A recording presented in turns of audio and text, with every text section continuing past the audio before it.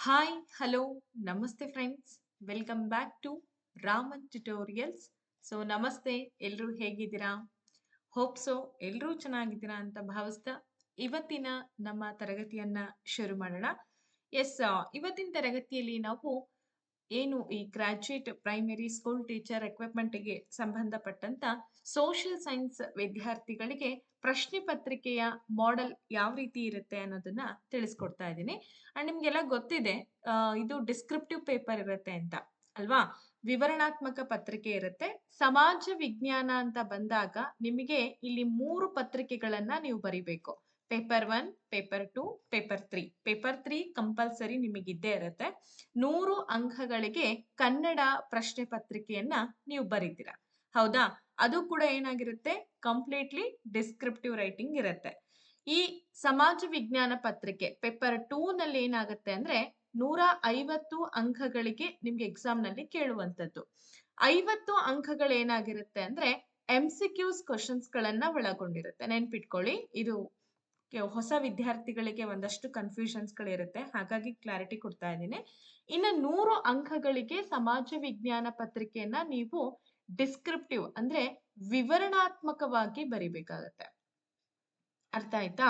ಒಟ್ಟಾರೆಯಾಗಿ ಇದು ನಿಮ್ಗೆ 150 ಅಂಕಗಳಿಗೆ ಬರುವಂತಹ ಪತ್ರಿಕೆ. ನೆಕ್ಸ್ಟ್ ಪೇಪರ್ 1 ಅಂತ ಬಂದಾಗ ಅದು ಕೂಡ 150 ಅಂಕಗಳಿಗೆ ಇರುತ್ತೆ. ಅದರಲ್ಲಿ ಎಲ್ಲ ವಿಷಯಗಳು ಕೂಡ ಅಡಕಾಗಿರುತ್ತೆ. ಶೈಕ್ಷಣಿಕ ಮನೋವಿಜ್ಞಾನ, ಕನ್ನಡ, ಇಂಗ್ಲಿಷು, ಹಾಗೇನೆ ಜಿಕೆ ಆಗಿರ್ಬೋದು, ಮೌಲ್ಯ ಶಿಕ್ಷಣ, ಕಂಪ್ಯೂಟರು, ಎಲ್ಲಾ ವಿಷಯಗಳನ್ನ ಒಳಗೊಂಡಂತೆ 150 ಅಂಕಗಳಿರುತ್ತೆ. ಟೋಟಲ್ ಆಗಿ ನಿಮಗೆ 400 ಅಂಕಗಳಿಗೆ ಪ್ರಶ್ನೆ ಪತ್ರಿಕೆಯನ್ನ ಕೊಡ್ಲಾಗತ್ತೆ. ಎಸ್, ಆ ಪ್ರಶ್ನೆ ಪತ್ರಿಕೆಗೆ ಸಂಬಂಧಪಟ್ಟಂತ 2019ರ ಡಿಸ್ಕ್ರಿಪ್ಟಿವ್ ಪೇಪರ್ ಅನ್ನ ನಾನಿವತ್ತು ನಿಮ್ ಜೊತೆ ಶೇರ್ ಮಾಡ್ತಾ ಇದ್ದೇನೆ. ಈಗ ಮಲ್ಟಿಪಲ್ ಚಾಯ್ಸ್ ಆಲ್ಮೋಸ್ಟ್ ಎಲ್ಲ ಡಿಸ್ಕಸ್ ಮಾಡಿದ್ದೆ ಹಿಂದಿನ ತರಗತಿಯಲ್ಲಿ. ಸಾಧ್ಯವಾದ್ರೆ ಮುಂದೆ ಅದನ್ನ ಡಿಸ್ಕಸ್ ಮಾಡ್ತಾ ಹೋಗೋಣ. ಓಕೆ, 51ರಿಂದ ನಿಮ್ಗೇನಾಗತ್ತೆ, ಈ 3-4 ವಾಕ್ಯಗಳಲ್ಲಿ ಉತ್ತರಿಸಿ, ಈ ತರ ಲಘು ಉತ್ತರಕ್ಕೆ ಸಂಬಂಧಪಟ್ಟಂತಹ ಪ್ರಶ್ನೆಗಳನ್ನ ಕೇಳ್ತಾರೆ. ಪ್ರತಿಯೊಂದು ಪ್ರಶ್ನೆಗೂ ಕೂಡ 2 ಅಂಕಗಳನ್ನ ಕೊಟ್ಟಿರ್ತಾರೆ. ಮೊದಲನೇ ಪ್ರಶ್ನೆ ಬಂದ್ಬಿಟ್ಟು ಯಾವ್ದಕ್ ಸಂಬಂಧಪಟ್ಟಿದೆ? ಗ್ರಾಮೀಣ ಸಮಾಜದ ಲಕ್ಷಣಗಳೇನು? ಗ್ರಾಮೀಣ ಸಮಾಜ ಅಂತಂದ್ರೆ ನಿಮ್ಗೆಲ್ಲ ಗೊತ್ತೇ ಇದೆ. ಸೊ ಅಲ್ಲಿ ವಾಸ ಮಾಡುವಂತಹ ಜನ ಆಗಿರ್ಬೋದು, ಗ್ರಾಮಕ್ಕೆ ಸಂಬಂಧಪಟ್ಟಂತ ಮಾಹಿತಿ ಅಲ್ವಾ? ಆ ಗಾತ್ರದಲ್ಲಿ ಏನಾಗಿರುತ್ತೆ, ಚಿಕ್ಕದಾಗಿರುತ್ತೆ. ಹಾಗೆ ಕೃಷಿ ಮತ್ತು ಕೃಷಿ ಪೂರಕವಾದಂತ ಆರ್ಥಿಕ ಜೀವನವನ್ನ ನಡೆಸ್ತಾ ಇರ್ತಾರೆ. ಕಂಪ್ಲೀಟ್ಲಿ ಗ್ರಾಮದ ಜನ ಅಂದ ತಕ್ಷಣ ಏನಾಗಿರುತ್ತೆ, ಕೃಷಿಯನ್ನ ಹೆಚ್ಚು ಅವಲಂಬಿತ ಆಗಿರ್ತಾರೆ. ಸಮುದಾಯದ ಜೀವನ ಇರ್ತದೆ. ಅಂದ್ರೆ ಇಲ್ಲಿ ಸಿಟಿ ಅಂತ ಬಂದಾಗ ಏನಾಗತ್ತೆ, ಪ್ರತಿಯೊಬ್ರು ಕೂಡ ಇಂಡಿವಿಜುವಾಲಿಟಿಯನ್ನ ಪ್ರದರ್ಶನ ಮಾಡ್ತಾರೆ. ಬಟ್ ಗ್ರಾಮೀಣ ಅಂತ ಬಂದಾಗ ಸಮುದಾಯದ ಜೀವನ ಹೆಚ್ಚಾಗಿ ನಮ್ಗೆ ತೋರ್ಪಡಿಸುತ್ತೆ. ಫಾರ್ ಎಕ್ಸಾಂಪಲ್ ಈಗ ನೋಡಿ, ಗ್ರಾಮ ಸಮುದಾಯದವರು ಪ್ರಕೃತಿಯಲ್ಲಿ ಅಚಲವಾದಂತಹ ಭಕ್ತಿಯನ್ನ ಇಟ್ಟಿರ್ತಾರೆ.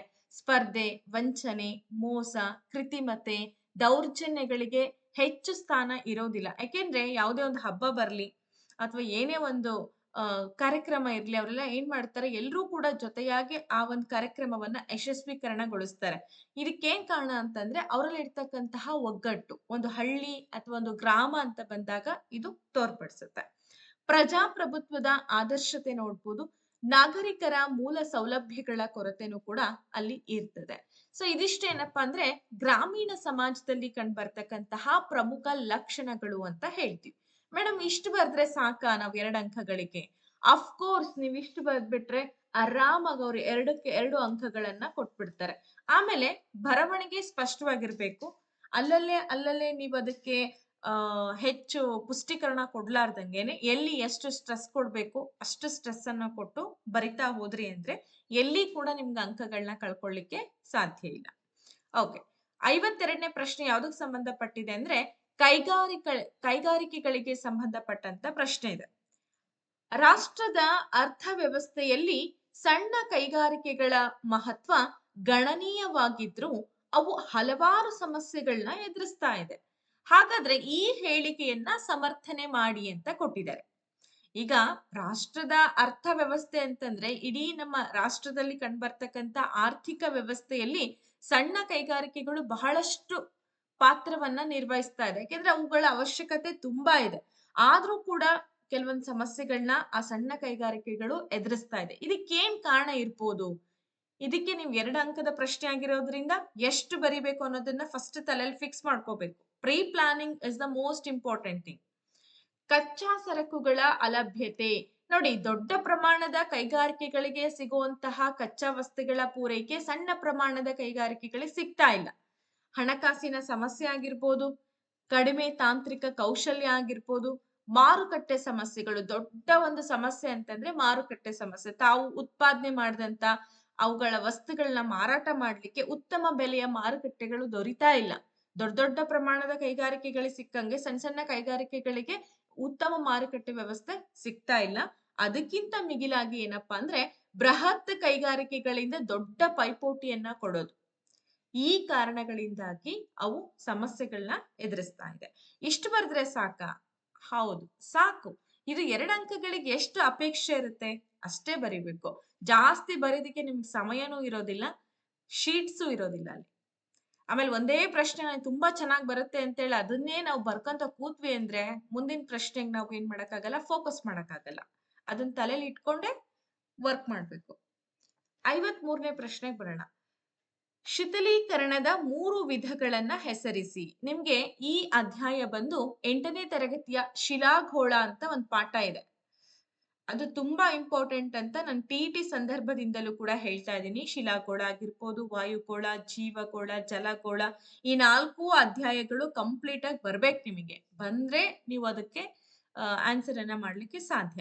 ಶಿಥಿಲೀಕರಣ ಹೆಂಗ್ ಉಂಟಾಗತ್ತೆ? ಶಿಲೆಗಳಿರತ್ತೆ, ಆ ಶಿಲೆಗಳು ನಶಿಸ್ತಾ ಇದ್ದಾವೆ. ಅಂದ್ರೆ ಹಂತ ಹಂತವಾಗಿ ತಮ್ಮ ರೂಪಗಳನ್ನ ಕಳ್ಕೊಳ್ಳುತ್ತೆ. ಸೊ ಅದನ್ನ ಶಿಥಿಲೀಕರಣ ಅಂತ ಕರಿತೀವಿ. ಈ ಶಿಥಿಲೀಕರಣದಲ್ಲಿ 3 ವಿಧಗಳಿದೆ. ಒಂದು ಭೌತಿಕ ಶಿಥಿಲೀಕರಣ, ಇನ್ನೊಂದು ರಾಸಾಯನಿಕ ಶಿಥಿಲೀಕರಣ. ಸೊ ರಾಸಾಯನಿಕ ಶಿಥಿಲೀಕರಣದಲ್ಲಿ ಮತ್ತೆರಡು 3 ವಿಧ ಇದೆ. ಆಮ್ಲಜನಕ ಸಂಯೋಜನೆ, ಅದನ್ನ ಆಕ್ಸಿಡೇಷನ್ ಅಂತ ಕರಿತೀವಿ. ಇನ್ನೊಂದು ಇಂಗಾಲದ ಸಂಯೋಜನೆ, ಅದನ್ನ ಕಾರ್ಬೋನೇಷನ್ ಅಂತೇಳಿ ಕರಿತೀವಿ. ಜಲ ಸಂಯೋಜನೆಯನ್ನ ಹೈಡ್ರೇಷನ್ ಅಂತೇಳಿ ಕರಿತೀವಿ. ದ್ರಾವಣೀಕರಣವನ್ನ ಸೊಲ್ಯೂಷನ್ ಅಂತೇಳಿ ಕರಿತೀವಿ. ಇನ್ನೊಂದು ಜೈವಿಕ ಶಿಥಿಲೀಕರಣ.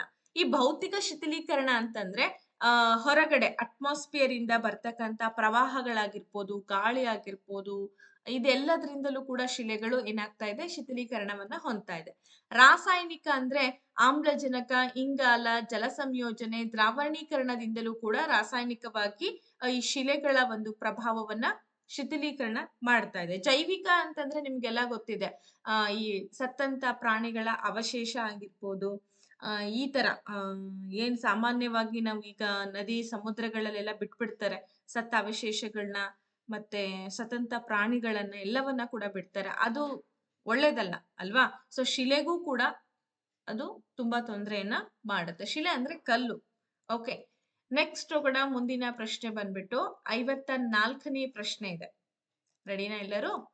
ಅಂಡ್ ಇನ್ನೊಂದು ಮಾಹಿತಿ ಏನಪ್ಪಾ ಅಂತಂದ್ರೆ, ಯಾರಾದ್ರೂ ಆನ್ಲೈನ್ ಕ್ಲಾಸ್ ಅನ್ನ ತಗೊಳ್ತಿದ್ದೀರಾ ಅಂತಂದ್ರೆ ಡಿಸೆಂಬರ್ 20ನೇ ತಾರೀಕಿನವರೆಗೂ ಕೂಡ ನಿಮಗೆ ಟೈಮ್ ಇದೆ.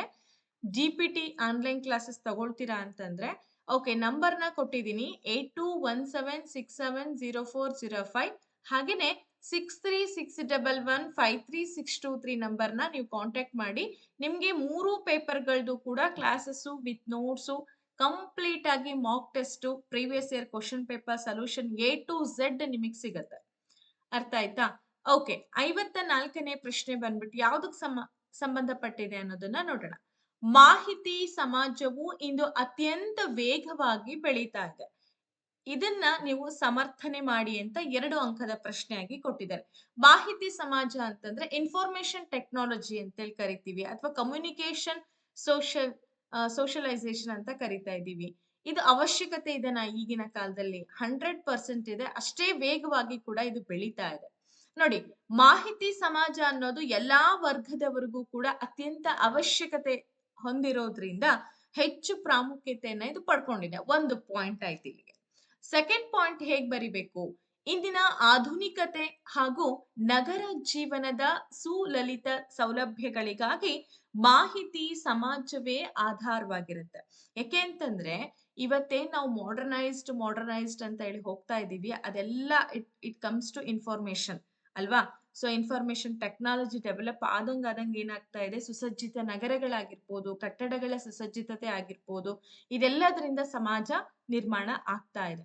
ಈ ಸಮಾಜದಲ್ಲಿ ಜನರು ಏನೇ ಸೌಲಭ್ಯಗಳನ್ನ ಹಾಗೆ ಕುಂದುಕೊರತೆಗಳನ್ನ ನೆರವೇರಿಸಿಕೊಳ್ಳಿಕ್ಕೆ ಮಾಹಿತಿ ಸಮಾಜದ ಕಡೆ ಮೊರೆ ಹೋಗುವುದು ಸಹಜವಾಗಿದೆ.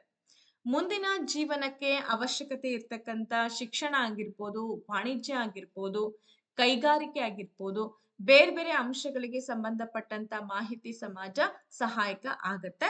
ಹಾಗಾಗಿ ಇದು ಬಹಳ ವೇಗವಾಗಿ, ಯಾಕೆಂದ್ರೆ ಇದು ಎಲ್ರಿಗೂ ಅವಶ್ಯಕತೆ ಇರುವಂತಹ ಥಿಂಗ್ ಆಗಿರೋದ್ರಿಂದ ಅಥವಾ ಅಂಶ ಆಗಿರೋದ್ರಿಂದ ಅವಶ್ಯವಾಗಿ ವೇಗವಾಗಿ ಅದು ಬೆಳೆಯುತ್ತೆ. ನೆಕ್ಸ್ಟ್ ಪ್ರಶ್ನೆಗೆ ಬರೋಣ. 55ನೇ ಪ್ರಶ್ನೆ, ಇತಿಹಾಸಕ್ಕೆ ಸಂಬಂಧಪಟ್ಟಂತ ಗಂಗ ಸಾಮ್ರಾಜ್ಯಕ್ಕೆ ಸಂಬಂಧಪಟ್ಟಂತ ಕ್ವಶನ್. ಗಂಗರ ಬಗ್ಗೆ. ಕರ್ನಾಟಕವನ್ನ ಆಳ್ವಿಕೆ ಮಾಡಿದಂತ ಅತ್ಯಂತ ದೊಡ್ಡ ಮನೆತನ. ಸಾಹಿತ್ಯ ಕ್ಷೇತ್ರಕ್ಕೆ ಗಂಗರು ನೀಡಿದಂತಹ ಕೊಡುಗೆಗಳೇನು? ಸಾಹಿತ್ಯ ಕ್ಷೇತ್ರ, ಸಾಹಿತ್ಯ ಅಭಿಮಾನಿಗಳಾಗಿದ್ರು ಗಂಗರು. ಸೊ ಗಂಗರಾಜರು ಏನ್ ಮಾಡ್ತಾ ಇದ್ರು ಅಂದ್ರೆ ಸಂಸ್ಕೃತ, ಪ್ರಾಕೃತ, ಕನ್ನಡ ಭಾಷೆಗಳಿಗೆ ಹೆಚ್ಚಿನ ಪ್ರೋತ್ಸಾಹಗಳನ್ನ ಕೊಡ್ತಾರೆ. ನಿಮ್ಗೆ ಎಕ್ಸಾಮ್ ಅಲ್ಲಿ ಇನ್ನೊಂದು ಪ್ರಶ್ನೆ ಕೇಳ್ಬೋದು. ಏನಪ್ಪಾ ಅಂತಂದ್ರೆ ಗಂಗರು ತಮ್ಮ ಗ್ರಂಥಗಳನ್ನ ಯಾವ್ಯಾವ ಭಾಷೆಗಳಲ್ಲಿ ರಚನೆ ಮಾಡಿದ್ದಾರೆ ಅಂತಾನೂ ಕೂಡ ಕೇಳ್ಬೋದು. ನಿಮಗಿದು ಗುಂಪಿಗೆ ಸೇರಿದ ರೀತಿಯಲ್ಲೂ ಕೂಡ ಕ್ವಶನ್ ಕೇಳ್ಬೋದು, ಅಥವಾ ಹೇಳಿಕೆ ರೂಪದ ಪ್ರಶ್ನೆಗಳನ್ನ ಕೂಡ ಕೇಳ್ಬೋದು. ಮಲ್ಟಿಪಲ್ ಚಾಯ್ಸ್ ಕ್ವಶನ್ಸ್ ಅಲ್ಲಿ ಯಾವ ತರ ಬೇಕಾದ್ರೂ ಅವ್ರು ಕೇಳೋಂತ ಸಾಧ್ಯತೆ ಇರುತ್ತೆ. ಸೊ ಹಂಗಾಗಿ ಎವ್ರಿ ಪಾಯಿಂಟ್, ಈಚ್ ಪಾಯಿಂಟ್ ಬಹಳ ಇಂಪಾರ್ಟೆಂಟ್ ಆಗುತ್ತೆ GPT ಎಕ್ಸಾಮ್ಸ್ ಅಲ್ಲಿ. ಇಮ್ಮಡಿ ಮಾಧವನು ದತ್ತಕ ಸೂತ್ರಕ್ಕೆ ಟಿಪ್ಪಣಿಯನ್ನ ಬರೀತಾನೆ. ನೆನ್ಪಿಟ್ಕೊಳ್ಳಿ, ಇಮ್ಮಡಿ ಮಾಧವ ದತ್ತಕ ಸೂತ್ರ. ಹಾಗೆ ದುರ್ವಿನೀತ, ಇದನ್ನ ಆಲ್ರೆಡಿ 2 ಸಲ ಎಕ್ಸಾಮ್ಸ್ ಅಲ್ಲಿ ಕೇಳಿದ್ದಾರೆ. ಶಬ್ದಾವತಾರ ಸಂಸ್ಕೃತ ಕೃತಿಯನ್ನ ರಚಿಸ್ತಾನೆ. ಈ ದುರ್ವಿನೀತ ಏನ್ ಮಾಡ್ತಾನೆ, ಶಬ್ದಾವತಾರ ಎಂಬ ಸಂಸ್ಕೃತಿ ಕೃತಿಯನ್ನ ರಚನೆ ಮಾಡ್ದ. ನೆಕ್ಸ್ಟ್ ಗುಣಾಢ್ಯ. ಗುಣಾಢ್ಯ ಏನ್ ಮಾಡ್ತಾನೆ, ಒಡ್ಡ ಕಥೆಯನ್ನ ಸಂಸ್ಕೃತಕ್ಕೆ ಅನುವಾದ ಮಾಡ್ತಾನೆ. ಯಾಕೆಂದ್ರೆ ಅಷ್ಟ್ರ ಮಟ್ಟಿಗೆ ಸಂಸ್ಕೃತ ಆ ಸಂದರ್ಭದಲ್ಲಿ ಪ್ರಭಾವ ಬೀರುತ್ತೆ. ಶ್ರೀ ಪುರುಷ ಗಜಶಾಸ್ತ್ರವನ್ನ ಬರೀತಾನೆ. ಹಾಗೆ 2ನೇ ಶಿವ ಮಾಧವ ಗಜಾಷ್ಟಕ ಎಂಬ ಕನ್ನಡ ಕೃತಿಯನ್ನ ರಚನೆ ಮಾಡ್ತಾನೆ. ಕೇಳ್ತಾರೆ ನಿಮಗೆ, ಗಂಗರ ಕಾಲದಲ್ಲಿ 2ನೇ ಶಿವ ಮಾಧವ ಕನ್ನಡ ಕೃತಿಯನ್ನ ರಚಿಸ್ತಾನೆ, ಅದು ಯಾವುದು ಅಂತ ಕೇಳ್ಬೋದು. ಗಜಾಷ್ಟಕ ಅಂತ ಹೇಳಿ ಹೇಳ್ಬೇಕು. ಕವಿ ಹೇಮಸೇನ ಏನಿದ್ದಾನೆ, ರಾಘವ ಪಾಂಡವೀಯವನ್ನ ಕೂಡ ರಚಿಸ್ತಾನೆ. ವಾದೀಭ ಸಿಂಹ ಗದ್ಯ ಚಿಂತಾಮಣಿ ಎಂಬ ಒಂದು ಗ್ರಂಥದ ಜೊತೆಗೆ ಶಾಸ್ತ್ರ ಚೂಡಾಮಣಿಯನ್ನ ಕೂಡ ರಚನೆ ಮಾಡ್ತಾ. ನೇಮಿಚಂದ್ರ ದ್ರವ್ಯಸಾರ ಸಂಗ್ರಹ, ಹಾಗೆ ಚಾವುಂಡರಾಯ. ನಿಮಗೆ ಗೊತ್ತಿರ್ಬೋದು, ಗಂಗರ ಕಾಲದಲ್ಲಿ ಅತ್ಯಂತ ಪ್ರಸಿದ್ಧತೆಯನ್ನ ಪಡ್ಕೊಂಡು ಬಂದಂತಹ ಮಂತ್ರಿಯಾಗಿದ್ದ ಚಾವುಂಡರಾಯ. ಸೊ ಈತ ಚಾವುಂಡರಾಯ ಪುರಾಣವನ್ನ ಕೂಡ ರಚನೆ ಮಾಡ್ತಾನೆ. ಅದ್ರ ಜೊತೆಗೆ ನಿಮಗೆ ಏನ್ ಇವತ್ ನೋಡ್ತಾ ಇದ್ದೀರಾ, ಇಲ್ಲಿ ಶ್ರವಣ ಬೆಳಗೊಳದಲ್ಲಿ ಏನ್ ಗೊಮ್ಮಟೇಶ್ವರವನ್ನ ನೋಡ್ತಾ ಇದ್ದೀರಾ, ಸೊ ಅದರ ರಚನೆ ಒಂದು ಮುನ್ನುಡಿಯನ್ನ ಹಾಡಿದ್ದು ಕೂಡ ಚಾವುಂಡರಾಯ ಅಂತಾನೆ ನಾವ್ ಹೇಳ್ತೀವಿ. Okay, yes. ಮುಂದಿನ 56ನೇ ಪ್ರಶ್ನೆಗೆ ಹೋಗೋಣ. ನಾನ್ ಸ್ವಲ್ಪ ಲಾಂಗ್ ಆಗಿ ಉತ್ತರಗಳನ್ನ ತಗೊಂಡಿದ್ದೀನಿ, ಯಾವ್ದಕ್ಕೂ ಇರ್ಲಿ. ನಾನೀಗ ನಿಮಗೆ ಇಷ್ಟ ಹೇಳಿದೆ ಅಂತಂದ್ರೆ ನಿಮ್ಗೆ ಒಂದಷ್ಟಾದ್ರೂ ನೆನಪಿರುತ್ತೆ ಅನ್ನೋದು ನನ್ನ ಉದ್ದೇಶ. ಹಾಗಾಗಿ ನಾವು ಇಷ್ಟೇ ಬರಿಬೇಕಾ ಮೇಡಮ್ ಅಂದ್ರೆ, ನೀವು ಯೋಚನೆ ಮಾಡ್ಬೇಕು ಯಾವ ಪ್ರಶ್ನೆ ಎಷ್ಟು ಉತ್ತರಗಳನ್ನ ಬಯಸ್ತಾ ಇದೆ. ಪ್ರಶ್ನೆಗಳ ಮೇಲೆ ಡಿಪೆಂಡ್ ಆಗುತ್ತೆ ಉತ್ತರಗಳು. ಅದು ನಿಮ್ಗೆ ಆಲೋಚನಾ ಶಕ್ತಿ ಬೆಳೀತು ಅಂತಂದ್ರೆ ಈಸಿಲಿ ನೀವೇನ್ ಮಾಡ್ತೀರಾ, ಟ್ಯಾಕಲ್ ಮಾಡ್ಕೊಂತ ಹೋಗ್ಬಿಡ್ತೀರಾ. ವಸ್ತು ವಿನಿಮಯ ಪದ್ಧತಿಯ ಸಮಸ್ಯೆಗಳು ಯಾವ್ಯಾವು? ನಿಮ್ಗೆಲ್ಲ ಗೊತ್ತಿದೆ ವಸ್ತು ವಿನಿಮಯ ಪದ್ಧತಿ ಅಂತಂದ್ರೆ ಏನು ಅಂತ. ಹಾಗಾದ್ರೆ ಇದಕ್ಕಿರ್ತಕ್ಕಂಥ ಸಮಸ್ಯೆಗಳು ಏನೇನಿದೆ? ಬಯಕೆಗಳ ಮರು ಹೊಂದಾಣಿಕೆ ಕೊರತೆ. ಈಗ ಏನು ಇದು ಅರ್ಥ ಆಗ್ಲಿಲ್ಲ ನಮಗೆ ಅಂತಂದಾಗ, ಒಬ್ಬ ರೈತನಲ್ಲಿ ಭತ್ತ ಹೆಚ್ಚಾಗಿದೆ, ಅವನಿಗೆ ಗೋಧಿ ಬೇಕಾಗಿದೆ. ಸೊ ಗೋಧಿ ಬೇಕಾದಲ್ಲಿ ಈ ಭತ್ತವನ್ನ ಗೋಧಿಗೆ ವಿನಿಮಯಿಸಿಕೊಂಡ್ರೆ ಅದನ್ನ ಬಯಕೆಗಳ ಸರಿ ಹೊಂದುವಿಕೆ ಅಂತ ಕರಿತೀವಿ. ಆದ್ರೆ ಇಲ್ಲೇನಾಗ್ತಾ ಇದೆ, ಅನೇಕ ವೇಳೆ ಒಂದು ಪದಾರ್ಥಕ್ಕೆ ಬದಲಾಗಿ ಇನ್ನೊಂದು ಪದಾರ್ಥವನ್ನ ಪಡ್ಕೊಳ್ಳಿಕ್ಕೆ ಬಯಕೆಗಳು ಸರಿ ಹೊಂದ್ತಾ ಇಲ್ಲ. ಈಗ ಹಿಂದಿನ ಕಾಲದಲ್ಲೂ ಕೂಡ ಹಿಂಗೆ ಇತ್ತು. ನಮ್ಮಲ್ಲಿ ಇರೋಂಥ ವಸ್ತುಗಳು ಆ ಮನುಷ್ಯನಿಗೆ ಅವಶ್ಯಕತೆ ಇತ್ತು, ಅಥವಾ ನನ್ನ ಎದುರಿಗಿರುವಂತಹ ಮನುಷ್ಯನಲ್ಲಿ ನನಗ ಅವಶ್ಯಕತೆ ಇರುವಂತ ವಸ್ತುಗಳಿತ್ತು, ನಂದು ಅವನಿಗೆ ಕೊಟ್ಟು ಅವ್ನ್ ನಾನಿಸ್ಕೊಳ್ತಾ ಇದ್ದೆ. ಇದನ್ನ ವಿನಿಮಯ ಪದ್ಧತಿ ಅಂತ ಕರೆದ್ವಿ. ಆದ್ರೆ ಇವಾಗ ಏನಾಗ್ತಾ ಇದೆ, ನನ್ನಲ್ಲಿರುವಂತ ವಸ್ತುಗಳು ಅವನಿಗೆ ಅವಶ್ಯಕತೆ ಇಲ್ಲ, ಅವನಲ್ಲಿರುವಂತ ವಸ್ತುಗಳು ನನಗೆ ಅವಶ್ಯಕತೆ ಇಲ್ಲ. ಹಿಂಗೆ ಪದಾರ್ಥಗಳನ್ನ ಪಡ್ಕೊಳ್ಳಿಕ್ಕೆ ನಮ್ಗೆ ಸರಿ ಹೊಂದಾಣಿಕೆ ಆಗ್ತಾ ಇರ್ಲಿಲ್ಲ. ಭತ್ತದ ರೈತನಿಗೆ ಗೋಧಿ ಬೇಕಾಗಿದ್ದು, ಗೋಧಿ ಉಳ್ಳ ರೈತನಿಗೆ ಜೋಳ ಬೇಕಾದಲ್ಲಿ ಭತ್ತಕ್ಕೆ ಬದಲಾಗಿ ಗೋಧಿ ಸಿಗ್ತಾ ಇರಲಿಲ್ಲ. ಅರ್ಥ ಆಯ್ತಲ್ಲ ನಾನು ಹೇಳ್ತಾ ಇರೋದು? ನಮಗೆ ಅವನತ್ರ ಗೋಧಿ ಬೇಕಾಗಿದೆ, ಆದ್ರೆ ಅವನತ್ರ ಇರೋದು ಭತ್ತ. ನನಗದು ಅವಶ್ಯಕತೆ ಇಲ್ಲ. ಸೊ ಹಿಂಗಾಗಿ ಏನಾಗ್ತಾ ಇದೆ, ಡಿಸ್ಪ್ಲೇಸ್ಮೆಂಟ್ ಆಗ್ತಾ ಇದೆ. ಇದನ್ನೇ ನಾವು ಬಯಕೆಗಳ ಮರು ಹೊಂದಾಣಿಕೆಯ ಕೊರತೆ ಅಂತ ಕರಿತಾ ಇದೀವಿ. ನೆಕ್ಸ್ಟ್ ಸೆಕೆಂಡ್ ಒಂದ್ ಸಮಸ್ಯೆ ಏನಪ್ಪಾ ಅಂದ್ರೆ, ಮೌಲ್ಯದ ಅಳತೆ ಸಮರ್ಪಕವಾಗಿ ಇಲ್ಲದೆ ಇರುವಂತದ್ದು. ಮೌಲ್ಯದ ಅಳತೆಗೆ ಸಮರ್ಪಕತೆ ಇಲ್ಲದೆ ಇರುವುದು ಅಂದ್ರೆ, ಒಂದು ಮಾಪನ ಭತ್ತಕ್ಕೆ ಎಷ್ಟು ಮಾಪನ ಗೋಧಿ ಅಥವಾ ಒಂದು ಹಸುವಿಗೆ ಎಷ್ಟು ಕುರಿಗಳು ಎಂಬ ಕಿಮ್ಮತ್ತನ್ನ ನಿಗದಿಪಡಿಸ್ಲಿಕ್ಕೆ ಸಾಧ್ಯ ಆಗ್ತಿರ್ಲಿಲ್ಲ. ಈಗ ಒಂದೇ ವಸ್ತುಗಳಾದ್ರೆ ನಾನ್ ಇಷ್ಟೇ ಕೊಡ್ತೀನಿ, ನೀನ್ ಇಷ್ಟೇ ಕೊಡಪ್ಪ ಅಂತ ಹೇಳ್ಬೋದು. ಆದ್ರೆ ಒಂದು ವಸ್ತುವಿಗೆ ಇನ್ನೊಂದು ವಸ್ತುವನ್ನ ಬದಲಾಗಿ ಕೊಟ್ಟಾಗ ಮೌಲ್ಯಗಳು, ಎರಡರ ಮೌಲ್ಯ ಇಲ್ಲಿ ಸಮ್ಮಿಶ್ರಣ ಆಗುತ್ತೋ ಅಥವಾ ಇಲ್ವೋ ಅನ್ನೋದೇ ಡೌಟ್. ಈಗ ನಾನ್ ಒಂದು ಹಸು ಕೊಟ್ಟೆ ಅಂದ್ರೆ ಅವ್ನು ಎಷ್ಟು ಕುರಿಗಳನ್ನ ಕೊಡ್ಬೇಕು? ಒಂದು ಹಸುವಿಗೆ ಎಷ್ಟು ಕುರಿಗಳು ಸಮಾನ? ಈ ತರ ಸಮಸ್ಯೆಗಳು ಉಂಟಾಗಕ್ಕೆ ಶುರುವಾಗ್ಬಿಡತ್ತೆ ವಸ್ತು ವಿನಿಮಯ ಪದ್ಧತಿಯಲ್ಲಿ. ಆ 4 ಕುರಿಗಳು ಕೊಟ್ರೆ ಸಮಾನನಾ? 2 ಕುರಿಗಳು ಕೊಟ್ರೆ ಸಮಾನನಾ? ಇದು ಕನ್ಫ್ಯೂಷನ್ಸ್ ಒಳಗ್ ಬಂದ್ಬಿಡತ್ತೆ.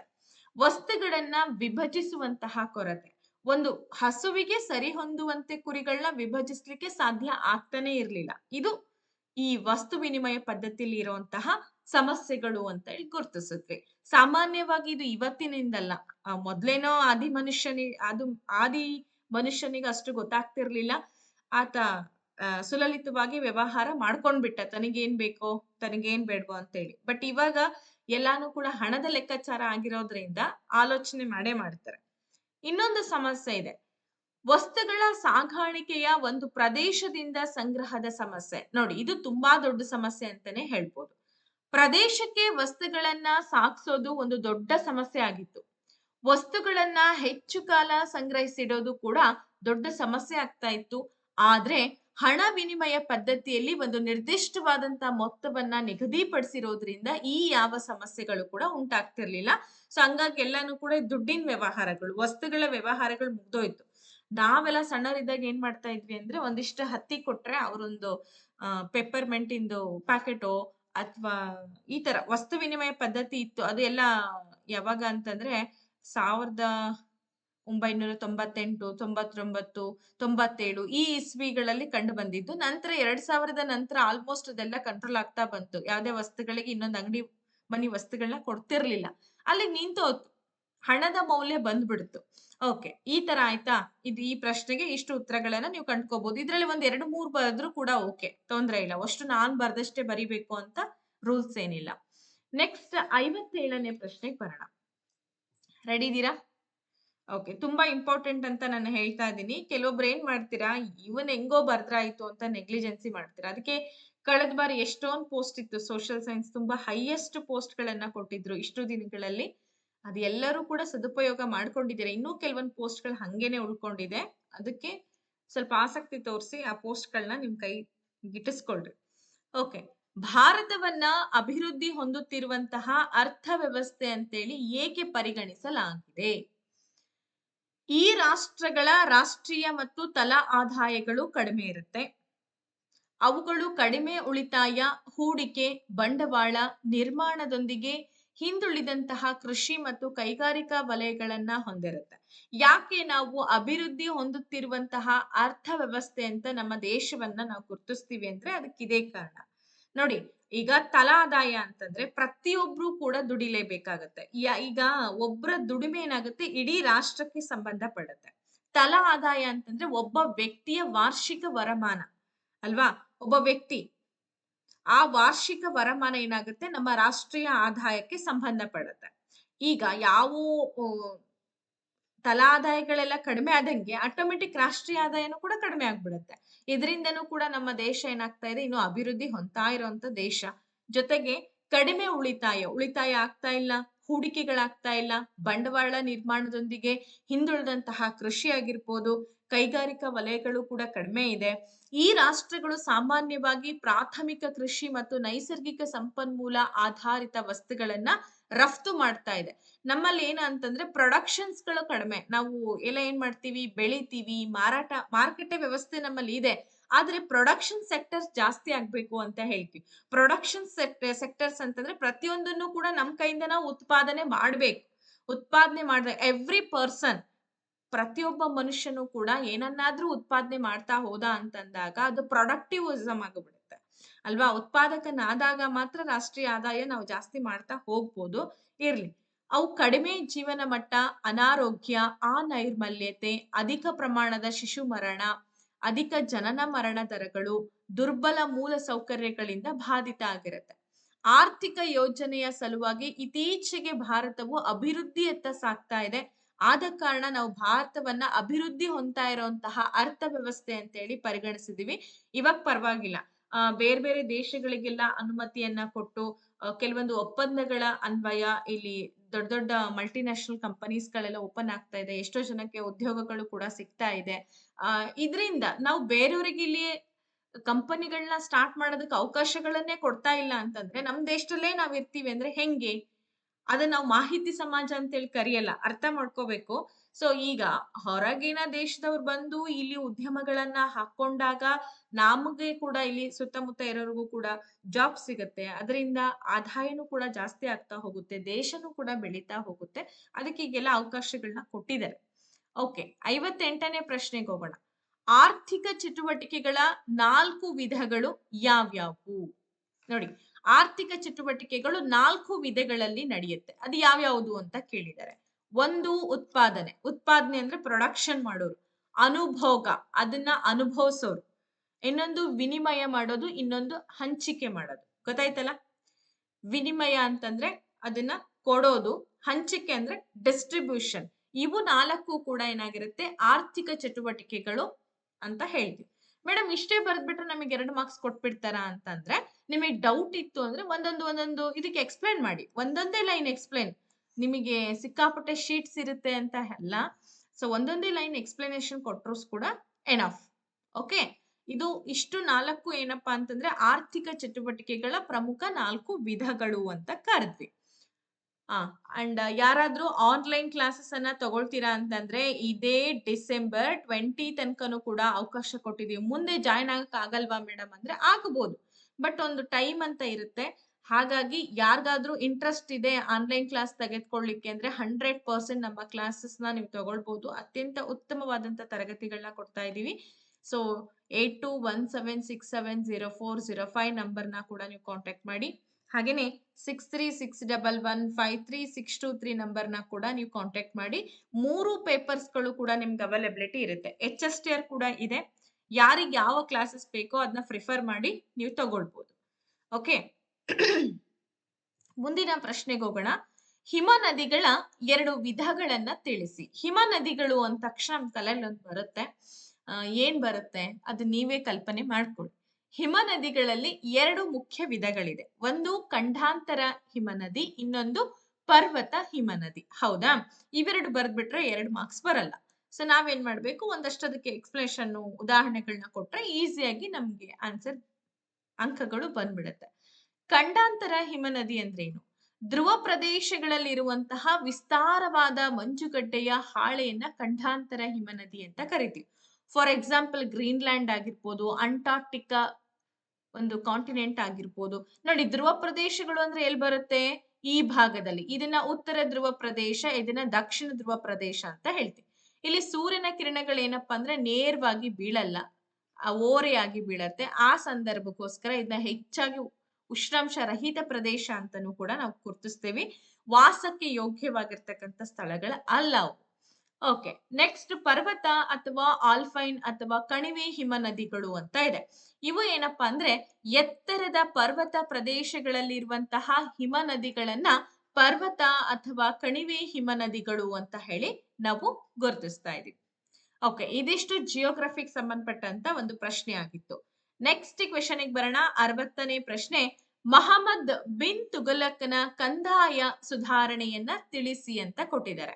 ನಿಮಗೆ ಗೊತ್ತಿದೆ, ದೆಹಲಿ ಸುಲ್ತಾನ್ರಲ್ಲಿ 5 ಉಪಮನೆತನಗಳು ಬರುತ್ತೆ. ಸೊ ಆ 5 ಉಪಮನೆತನಗಳಲ್ಲಿ ತುಘಲಕ್ ಸಾಮ್ರಾಜ್ಯ ಕೂಡ ಒಂದು. ಆ ತುಘಲಕ್ ವಂಶದ ಅತ್ಯಂತ ಪ್ರಸಿದ್ಧ ದೊರೆ, ಹೈಲು ದೊರೆ, ಈ ತರ ಎಲ್ಲ ಕರ್ಸ್ಕೊಂಡಂತ ದೊರೆನೆ ಮಹಮ್ಮದ್ ಬಿನ್ ತುಘಲಕ್. ಹಾಗಾದ್ರೆ ಈತ ತಂದಂತಹ ಕಂದಾಯ ಸುಧಾರಣೆಗಳು ಏನೇನಿದೆ ಅದನ್ನ ನಾವೀಗ ನೋಡ್ತಾ ಹೋಗೋಣ. ಕಂದಾಯ ವ್ಯವಸ್ಥೆ ಹೇಗಿತ್ತಪ್ಪ ಅಂದ್ರೆ ಭೂ ಕಂದಾಯ, ಯುದ್ಧದ ಲೂಟಿ, ವಾರ್ಷಿಕ ಕಪ್ಪ ಕಾಣಿಕೆ, ಗ್ರಹ, ನೀರು, ಧಾರ್ಮಿಕ ಮತ್ತೆ ತಲೆಗಂದಾಯ ಅಂದ್ರೆ ಅದನ್ನ ಜಜಿಯಾ ಅಂತ ಹೇಳಿ ಕರಿತಾ ಇದ್ರು. ಸೊ ಈ ತರ ತೆರಿಗೆಗಳನ್ನ ಆತ ಆಗ್ತಾ ಇದ್ದ. ರಾಜ್ಯದ ಆದಾಯದ ವಿವಿಧ ಮೂಲಗಳು ಅಂತಾನೂ ಕೂಡ ನಾವು ಇದನ್ನ ಕರಿತಾ ಇದ್ದೀವಿ. ಮೇನ್ ಆಗಿ ಯಾವುದೇ ಸಾಮ್ರಾಜ್ಯ ತಗೊಳ್ಳಿ, ಭೂ ಕಂದಾಯ ಬಹಳ ಪ್ರಾಮಿನೆಂಟ್ ಆಗಿತ್ತು. ಸೊ ಭೂ ಕಂದಾಯವನ್ನ ನಗದು ಅಥವಾ ಧಾನ್ಯ ರೂಪಗಳಲ್ಲಿ ಪಾವತಿಸಬಹುದಾಗಿತ್ತು. ಇಲ್ಲಿ ಭೂ ಕಂದಾಯ ವ್ಯವಸ್ಥೆ ಹೇಗಿತ್ತು ಅಂತಂದ್ರೆ, ಅದನ್ನ ಆತ ಬೆಳೆದಂತಹ ಧಾನ್ಯಗಳನ್ನ ಕೊಟ್ಟು ಆ ಒಂದು ಟ್ಯಾಕ್ಸ್ ಅನ್ನ ಫಿಲ್ ಮಾಡ್ಬೋದಾಗಿತ್ತು. ಇಲ್ಲಪ್ಪ ನಾನು ಧಾನ್ಯ ಕೊಡಲ್ಲ ಅಂತಂದ್ರೆ ದುಡ್ಡನ್ನಾದ್ರೂ ಕೊಟ್ಟು ಆತ ಕಂದಾಯ ವ್ಯವಸ್ಥೆಯನ್ನ ಪರಿಪೂರ್ಣಗೊಳಿಸಬಹುದಾಗಿತ್ತು. ಈ ತರ ಇತ್ತು. ನೀವ್ ಎಕ್ಸ್ಟ್ರಾ ಇನ್ನೇನಾದ್ರೂ ಬರೀತೀರಾ ಅಂದ್ರೆ ಬರೀರಿ. ನಾನು ಇಷ್ಟೇ ತಗೊಂಡ್ ಬಂದಿದ್ದೀನಿ. ನೀವೇನಾದ್ರ ಎಕ್ಸ್ಟ್ರಾ ಇನ್ನೊಂದ್ 2 ಪಾಯಿಂಟ್ ಸೇರಿಸ್ತೀರಾ ಅಂತಂದ್ರೆ ಇಟ್ಸ್ ಅಪ್ ಟು ಯು. ಪ್ರೌಢದೇವರಾಯನ ಸಂಗಮ ವಂಶದ ಪ್ರಸಿದ್ಧ ದೊರೆ ಅಂತ ಹೇಳಿ ಹೆಂಗ್ ಹೇಳ್ತೀರಾ? ಪ್ರೌಢದೇವರಾಯ, 2ನೇ ದೇವರಾಯ ಅಂತಲೂ ಕೂಡ ಈತನನ್ನ ನಾವು ಕರಿತೀವಿ. ಈತ ಸಂಗಮ ವಂಶದ ಪ್ರಸಿದ್ಧ ದೊರೆ ಅಂತ ಹೆಂಗ್ ಹೇಳ್ಬೇಕು ನಾವು? ಪ್ರೌಢದೇವರಾಯನ್ ಬಗ್ಗೆ ಸ್ವಲ್ಪ ಮಾಹಿತಿಯನ್ನ ತಿಳ್ಕೊಳ್ಳೋಣ. ಇವನಿಗೆ ಪ್ರತಾಪ ರುದ್ರ ಅಂತಕ್ಕಂಥ ಮತ್ತೊಂದು ಹೆಸರು ಕೂಡ ಇತ್ತು. ಸಂಗಮ ವಂಶದಲ್ಲಿಯೇ ಅತ್ಯಂತ ಶ್ರೇಷ್ಠ ದೊರೆ ಅಂತ ಹೇಳಿ ಈತನನ್ನ ನಾವು ಗುರುತಿಸ್ತೀವಿ. ಈತ ಗಜ ಬೇಂಟೆಕಾರ ಎಂಬ ಬಿರುದನ್ನ ಕೂಡ ಹೊಂದಿದ್ದ. ಅಷ್ಟೇ ಅಲ್ದಂಗೆ 2ನೇ ದೇವರಾಯನು ಒರಿಸ್ಸಾದ ಗಜಪತಿ ಕಪಿಲೇಂದ್ರನನ್ನ ಸೋಲಿಸ್ಬಿಟ್ಟು ಕೊಂಡವೀಡನ್ನ ಗೆದ್ಕೊಳ್ತಾನೆ. ಒಂದೊಂದೇ ಪಾಯಿಂಟ್ ಅನ್ನ ನೀಟಾಗಿ ಮಾಡ್ಕೊಳ್ರಿ, ಯಾಕೆ ಅವನನ್ನ ಪ್ರಸಿದ್ಧ ದೊರೆ ಅಂತ ಕರಿತೀವಿ ಅನ್ನೋದಕ್ಕೆ. ಗಡಿ ಪ್ರದೇಶದ ನಾಯಕರುಗಳನ್ನೆಲ್ಲ ಅಡಗಿಸಿ ಬಿಟ್ಟು ಏನ್ ಮಾಡ್ತಾನೆ, ಈಶಾನ್ಯದ ಗಡಿಯನ್ನ ಕೃಷ್ಣಾ ನದಿವರೆಗೂ ಕೂಡ ವಿಸ್ತರಣೆ ಮಾಡ್ತಾನೆ. ಅಷ್ಟೇ ಅಲ್ಲ, ನಂತರ ಕೇರಳವನ್ನ ಕೂಡ ಗೆಲ್ತಾನೆ. ಕೇರಳ, ಶ್ರೀಲಂಕಾದಿಂದ ಕಪ್ಪ ಕಾಣಿಕೆಯನ್ನ ಕೂಡ ಸ್ವೀಕಾರ ಮಾಡ್ತಾನೆ. ಅಂದ್ರೆ ಕಂಪ್ಲೀಟ್ ಆಗಿ ದಕ್ಷಿಣ ಭಾರತದ ಹಿಡಿತವನ್ನ ಆತ ಹೊಂದಿದ್ದ. ಯಾಕೆಂದ್ರೆ ಕೇರಳ ಆಗಿರ್ಬೋದು, ಗಡಿ ಪ್ರದೇಶಗಳಾಗಿರ್ಬೋದು, ಅವನ ಸಾಮ್ರಾಜ್ಯ ಕೃಷ್ಣಾ ನದಿವರೆಗೂ ಕೂಡ ವಿಸ್ತರಿಸಿತ್ತು ಅಂತ ನಾವ್ ಹೇಳ್ತಾ ಇದೀವಿ. ಇದರಿಂದ ಅವನನ್ನ ದಕ್ಷಿಣ ಪಥದ ಚಕ್ರವರ್ತಿ ಅಂತ ಹೇಳಿ ಕರ್ಸ್ಕೊಂಡ. ಯಾಕೆಂದ್ರೆ ದಕ್ಷಿಣ ಭಾರತ ಸಂಪೂರ್ಣವಾಗಿ ಇವನ ಕೈ ಅಡಿಯಲ್ಲಿ ಇದ್ದಿದ್ರಿಂದ ಅವನನ್ನ ದಕ್ಷಿಣ ಪಥದ ಚಕ್ರವರ್ತಿ ಅಂತ ಹೇಳಿ ಕರೀತಾರೆ. ಈ ವಿಜಯಗಳಿಂದ ವಿಜಯನಗರ ಸಾಮ್ರಾಜ್ಯ ಸಿಂಹಳದ ಗಡಿಗಳಿಂದ ಗುಲ್ಬರ್ಗಾದವರೆಗೂ ಕೂಡ, ಹಾಗೆ ತೆಲಂಗಾಣ ಮಲ್ಬಾರ್ಗಳವರೆಗೂ ಕೂಡ ವಿಸ್ತರಣೆಗೊಳ್ಳುತ್ತೆ. ನೆನ್ಪಿಟ್ಕೊಳ್ಳಿ, ಯಾವ ಪ್ರಶ್ನೆ ಯಾವ ತರ ಬರುತ್ತೆ ಅಂತ ವಿ ಕ್ಯಾನ್ ನಾಟ್ ಎಕ್ಸ್ಪೆಕ್ಟ್, ಆದ್ರೂ ಕೂಡ ವಿ ಕ್ಯಾನ್ ಎಕ್ಸ್ಪೆಕ್ಟ್. ಈ ತರ ಬಂದೇ ಬರುತ್ತೆ. ಸಾಮಾನ್ಯವಾಗಿ ನಾನು TET ಸಂದರ್ಭದಲ್ಲಿ ಎಷ್ಟೋ ಕ್ವಶನ್ ಪೇಪರ್ಸ್ ಗಳನ್ನ, ಮಾಡೆಲ್ ಕ್ವಶನ್ ಪೇಪರ್ಸ್ ಗಳನ್ನ ಕೊಟ್ಟಿದ್ದೆ. ಒಂದು ಎಕ್ಸ್ಪೆಕ್ಟೇಷನ್ಸ್ ಅಂತ ಇರುತ್ತೆ ಮನುಷ್ಯನಿಗೆ, ಇದು ಬರ್ಬೋದಾ, ಇದು ಬಂದೇ ಬರುತ್ತೆ. ಯಾಕೆಂದ್ರೆ ಈ ಕಾನ್ಸೆಪ್ಟ್ ತುಂಬಾ ಇಂಪಾರ್ಟೆಂಟ್. ಆ ನಾಲೆಜ್ ಅನ್ನ ನೀವು ಬಳಕೆ ಮಾಡ್ರಿ, ನಿಮಗೆ ಅಲ್ಲಿ ತುಂಬಾ ಉಪಯೋಗ ಆಗುತ್ತೆ. ನಾನು ಪ್ರತಿ ವರ್ಷ ಕೊಡ್ತಾ ಹೋದಂಗೆಲ್ಲ ಏನಾಗ್ತದೆ, ಲಾಸ್ಟ್ ಮಿನಿಟ್ ರಿವಿಷನ್ಸ್ ಗಳನ್ನ ಕೊಡ್ತಾ ಹೋಗ್ತೀನಿ. ಸೊ ಈ ಅಂಶಗಳು ಬಂದೇ ಬರುತ್ತೆ. ಇದನ್ನ ನಿಮ್ಗೆ ಅದನ್ನ ಅಡಾಪ್ಟ್ ಮಾಡ್ಕೊಳ್ಳೇಬೇಕು.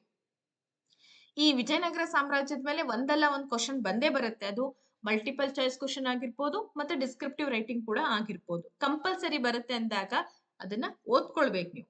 ಇದೇ ಅಂತಲ್ಲ, ಕೃಷ್ಣದೇವರಾಯನ್ ಬಗ್ಗೆ ಕೇಳ್ಬೋದು, ಆಮೇಲೆ ಸಾಹಿತ್ಯ ಕಲೆ, ವಾಸ್ತುಶಿಲ್ಪದ ಬಗ್ಗೆ ಏನ್ ಬೇಕಾದ್ರೂ ಕೇಳ್ಬೋದು. ಆ ಚಾಪ್ಟರ್ ನೀವು ಕಂಪ್ಲೀಟ್ ಮಾಡಿದ್ರಿ ಅಂತಂದ್ರೆ ಪ್ರಾಬ್ಲಮೇ ಇಲ್ವಲ್ಲ. ಸೊ ಹಾಗೆ ನ್ಯೂನಿಸ್ ನ ಪ್ರಕಾರ ಪ್ರೌಢದೇವರಾಯನಿಗೆ ಸಿಲೋನ್, ಪುಲಿಕಾನ್, ಪೆಗು, ತೆನಾಸ್ಪೀರಂ ಅಂದ್ರೆ ಬರ್ಮಾದ ಭಾಗ, ಹಾಗೆ ಮಲಯದ ರಾಜರು ಕಪ್ಪ ಕಾಣಿಕೆಗಳನ್ನ ಕೊಡ್ತಾ ಇದ್ರು. ಅಂದ್ರೆ ಅವನ ಹವಾ ಎಲ್ಲಿವರೆಗೂ ಇತ್ತು ಅಂತ ಅರ್ಥ ಮಾಡ್ಕೊಳ್ಳಿ. ಓಕೆ, ಇದಿಷ್ಟು ಪ್ರೌಢದೇವರಾಯನ್ ಬಗ್ಗೆ ಆಯ್ತು. ನೆಕ್ಸ್ಟ್ ಬರೋಣ ನಮ್ಮ political science. So political science ಅಲ್ಲಿ ಸಂಬಂಧಪಟ್ಟಂತೆ ಕೇಂದ್ರ ಮಂತ್ರಿ ಮಂಡಲದ ಹೊಣೆಗಾರಿಕೆಯನ್ನ ವಿವರಿಸಿ ಅಂತ ಕೊಟ್ಟಿದ್ದಾರೆ. ಪ್ರಶ್ನೆ ತುಂಬಾ ಸಿಂಪಲ್ ಆಗಿದೆ. ಕೇಂದ್ರ ಮಂತ್ರಿ ಮಂಡಲ, ಅದರ ಜವಾಬ್ದಾರಿ ಏನೇನಿದೆ, ಏನೆಲ್ಲ ಕೆಲಸಗಳನ್ನ ನಿರ್ವಹಣೆ ಮಾಡಬೇಕು ಅನ್ನೋದನ್ನ ನೋಡ್ತಾ ಹೋಗೋಣ. ಕೇಂದ್ರ ಮಂತ್ರಿ ಮಂಡಲವನ್ನ ನಾವು ಸಂಸತ್ತು ಅಂತ ಹೇಳಿ ಕೂಡ ಕರಿತೀವಿ. ಅದರ ಅಧಿಕಾರ ಮತ್ತು ಕಾರ್ಯಗಳನ್ನ ನೋಡ್ತಾ ಹೋಗೋಣ. ಮೊಟ್ಟ ಮೊದಲನೇದಾಗಿ ಶಾಸನವನ್ನ ರಚನೆ ಮಾಡ್ತಕ್ಕಂಥ ಕಾರ್ಯ ಇದೆ. ಸಂಸತ್ತು ಮೂಲಭೂತವಾಗಿ ಕಾನೂನು ಮಾಡುವಂತಹ ಅಂಗ ಅಲ್ವಾ. ಕೇಂದ್ರ ಪಟ್ಟಿಯಲ್ಲಿನ ವಿಷಯಗಳಿಗೆ ಸಂಬಂಧಪಟ್ಟಂತೆ ಶಾಸನ ಮಾಡುವಂತಹ ಅಧಿಕಾರ ಯಾರಿಗಿದೆ? ಮಂತ್ರಿ ಮಂಡಲಕ್ಕಿರುತ್ತೆ. ಆ ಮಂತ್ರಿ ಮಂಡಲಕ್ಕೆ ನಾವು ಸಂಸತ್ತು ಅಂತ ಹೇಳಿ ಕರೆದ್ವಿ. ಇಲ್ಲಿ ಹಣಕಾಸಿನ ಮಸೂದೆಯನ್ನ ಲೋಕಸಭೆಯಲ್ಲಿ ಮಾತ್ರ ಮಂಡಿಸಲಾಗ್ತದೆ. ಉಳಿದ ಮಸೂದೆಗಳನ್ನ ಯಾವುದೇ ಸದನಗಳಲ್ಲಿ ಅವರು ಮಂಡಿಸಬಹುದು. ನೆನ್ಪಿಟ್ಕೊಳ್ಳಿ, ಹಣಕಾಸು ಸಂಪೂರ್ಣ ಪವರ್ ಯಾರಿಗಿರುತ್ತೆ? ಲೋಕಸಭೆಗಿರುತ್ತೆ. ರಾಜ್ಯಸಭೆಗೆ ಹಣಕಾಸಿನ ಪವರ್ ಇರಲ್ಲ. ಇದು ಸುಮಾರು ಸಲ ನಾನು ಕ್ಲಾಸ್ ಮಾಡುವಾಗ್ಲೂ ಕೂಡ ನಿಮಗೆ ತಿಳಿಸ್ಕೊಟ್ಟಿದ್ದೀನಿ.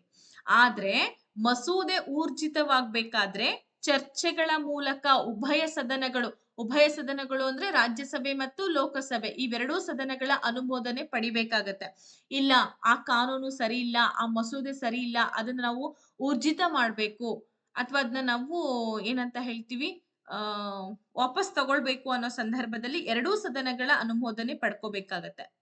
ಅದೇ ತರನೇ ಮಸೂದೆಯ ಬಗ್ಗೆ ಸದನಗಳ ನಡುವೆ ಭಿನ್ನಾಭಿಪ್ರಾಯ ಮೂಡಿದಾಗ ರಾಷ್ಟ್ರಾಧ್ಯಕ್ಷರೇನಿದ್ದಾರೆ ಅವರು ಸಂಸತ್ತಿನ ಜಂಟಿ ಅಧಿವೇಶನವನ್ನ ಕೂಡ ಕರಿಬಹುದು. ಆ ಅಧಿಕಾರ ರಾಷ್ಟ್ರಾಧ್ಯಕ್ಷರಿಗಿರುತ್ತೆ. ಸದನಗಳ ಒಪ್ಪಿಗೆ ದೊರೆತಾಗ ಆ ಮಸೂದೆಯನ್ನ ರಾಷ್ಟ್ರಪತಿಗಳ ಒಪ್ಪಿಗೆಗಾಗಿ ಕಳಿಸ್ಕೊಡ್ತಾರೆ. ಹಿಂಗೆ ರಾಷ್ಟ್ರಪತಿಗಳ ಒಪ್ಪಿಗೆ ನಂತರ ಮಸೂದೆ ಏನಾಗುತ್ತೆ? ಶಾಸನವಾಗಿ ಜಾರಿಗೆ ಬರುತ್ತೆ. ಮಂತ್ರಿಮಂಡಲದ ಅತ್ಯಂತ ದೊಡ್ಡ ಕಾರ್ಯ ಏನಪ್ಪಾ ಅಂದ್ರೆ ಶಾಸನಗಳನ್ನ ರಚನೆ ಮಾಡೋದು. ನೆನ್ಪಿಟ್ಕೊಳ್ಳಿ. ಇದಕ್ಕಿನ್ನೂ ಏನಾದ್ರೂ ಸೇರಿಸ್ತೀರಾ ಅಂದ್ರೆ ಸೇರಿಸಬಹುದು. 2 ಮಾರ್ಕ್ಸಿಗೆ ಏನ್ ಬೇಕೋ ಅದನ್ನ ಬರೀರಿ.